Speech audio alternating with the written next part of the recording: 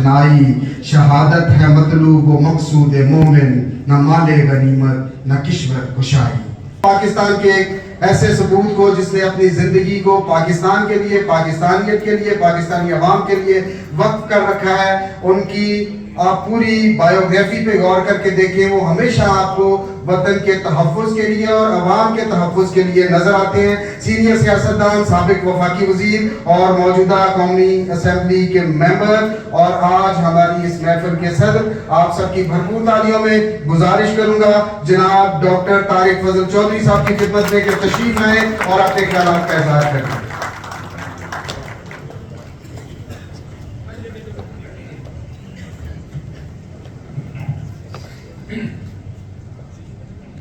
بسم اللہ الرحمن الرحیم.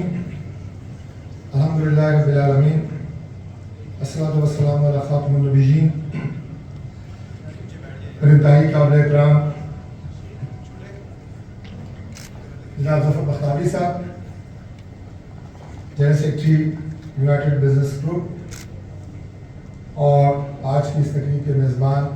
اور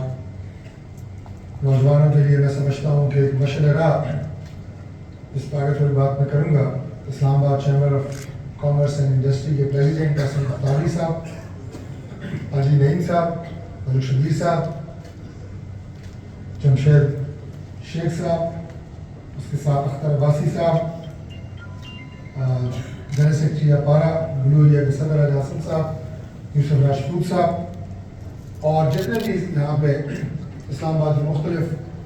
مارکیٹ سے نمائندے, اسلام آباد کی بزنس کمیونٹی,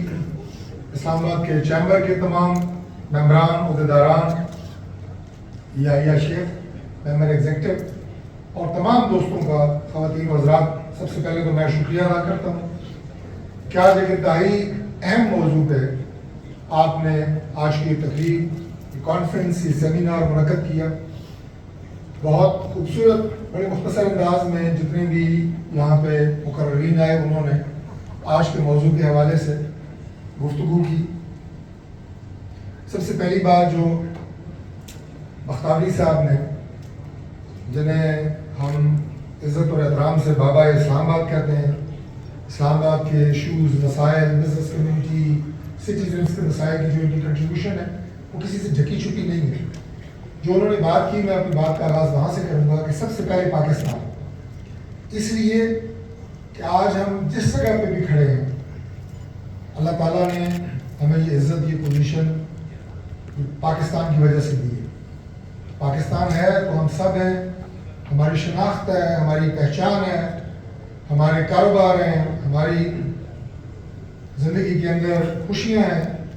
یہ سب اس ملک کی وجہ سے. اور یقین کریں, ہم سب جو یہاں آج موجود ہیں, اگر یہ سوال اپنے آپ سے پوچھیں کہ ہم نے پاکستان کو کیا دیا, تو میرا نہیں خیال کہ ہم اس سوال کو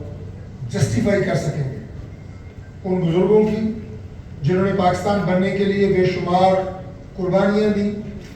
3 سے 4 لاکھ ہمارے بزرگوں نے, ماں بہنوں نے اپنی جان کی قربانیاں دے کے ملک حاصل کیا. اور اس ملک کی جو خواب تھا وہ حضرت علامہ اقبال نے دیکھا, حضرت قائد اعظم نے اس کی تکمیل کی. وہ پاکستان کیا تھا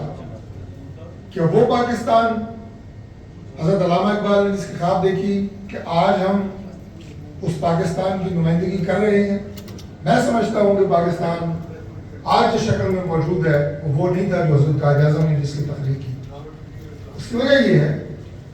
کہ جب سب کانٹیننٹ, بر صغیر پاک و ہند, یونائٹڈ ہندوستان جیسے آپ کہیں, اس وقت مسلمانوں کو ایک الگ تشخص, ایک شناخت دینے کے لیے جہاں وہ اپنی مرضی سے ایک عزت اور وقار کی زندگی گزار سکیں اور باعزت طریقے سے اپنا روزگار کما سکیں, سر اٹھا کے آزادی کے ساتھ اپنی زندگی گزار سکیں, یہ پاکستان کا مقصد تھا.